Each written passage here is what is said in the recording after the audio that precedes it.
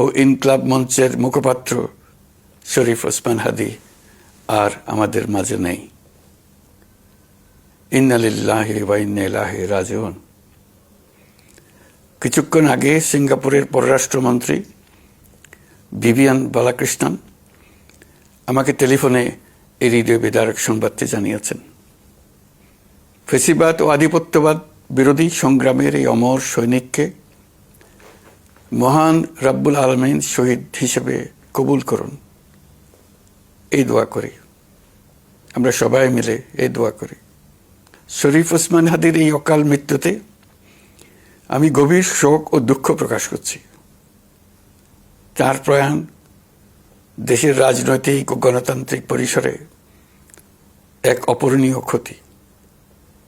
আমি তার রুহের মাগফিরাত কামনা করছি এবং শোক সন্তপ্ত স্ত্রী, পরিবারের সদস্যবৃন্দ, স্বজন ও সহকর্মীদের প্রতি গভীর সমবেদনা জানাচ্ছি। শহীদ ওসমান হাদীর স্ত্রী ও একমাত্র সন্তানের দায়িত্ব সরকার গ্রহণ করবে।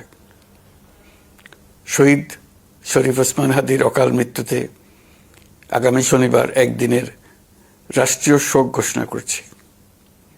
এই উপলক্ষে শনিবার দেশের সব সরকারি, আধা সরকারি, স্বায়ত্তশাসিত প্রতিষ্ঠান, শিক্ষা প্রতিষ্ঠান সহ সরকারি বেসরকারি ভবন এবং বিদেশে বাংলাদেশ মিশনগুলোতে জাতীয় পতাকা অর্ধনমিত থাকবে। একই সাথে আগামীকাল শুক্রবার বাদ জুমা দেশের প্রতিটি মসজিদে শহীদ ওসমান হাদীর রুহের মাগফিরাত কামনায় বিশেষ দোয়া ও মোনাজাতের আয়োজন করা হবে। আপনারা তাতে শরীক হন। অন্যান্য ধর্মের উপাসনালয়গুলোতেও আয়োজন হবে বিশেষ প্রার্থনার। আমি বিশেষ কৃতজ্ঞতা জানাই সিঙ্গাপুর সরকারের প্রতি। যারা হাদীর চিকিৎসায় অত্যন্ত আন্তরিকতা ও পেশাদারিত্ব দেখিয়েছেন। বিশেষ করে সিঙ্গাপুরের পররাষ্ট্রমন্ত্রী ভিভিয়ান বালাকৃষ্ণন, যিনি একই সঙ্গে একজন বিশিষ্ট চিকিৎসক, তার প্রতিও। তিনি নিজে হাদীর পরিচর্যা করেছেন, আমাকে নিয়মিত চিকিৎসা সম্পর্কে খোঁজখবর দিয়েছেন। এই নৃশংস হত্যাকাণ্ডের সঙ্গে জড়িত সকল অপরাধীকে দ্রুত আইনের আওতায় আনা হবে এবং তাদের বিরুদ্ধে সর্বোচ্চ শাস্তি নিশ্চিত করা হবে। এই বিষয়ে কোনো ধরনের শৈথিল্য দেখানো হবে না।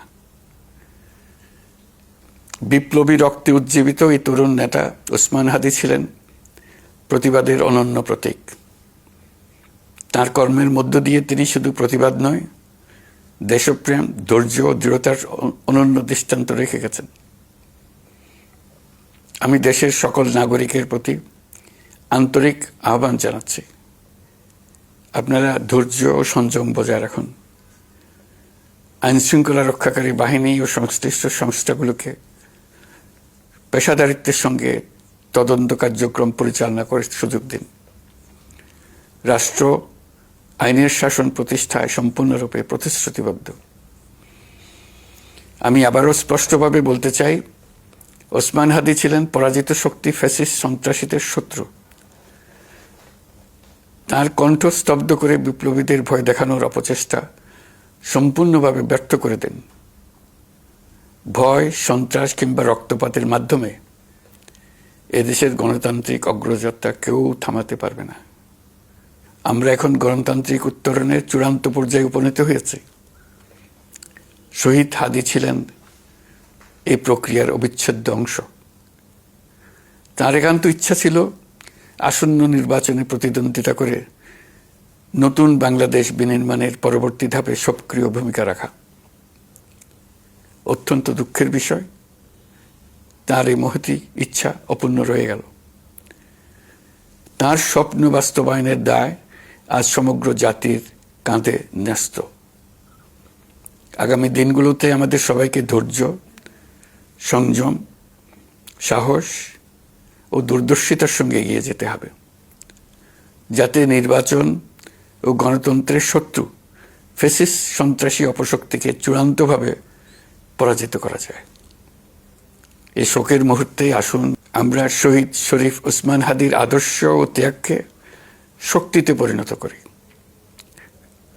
ধৈর্য ধারণ করি, অপপ্রচার ও গুজবে কান না দিই এবং যে কোনো হঠকারী সিদ্ধান্ত থেকে বিরত থাকে। যারা দেশকে অস্থিতিশীল করতে চান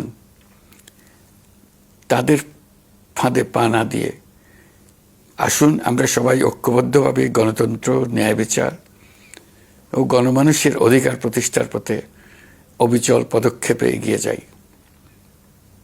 এটাই হবে শহীদ হাদির প্রতি আমাদের প্রকৃত শ্রদ্ধা। আল্লাহ হাফেজ।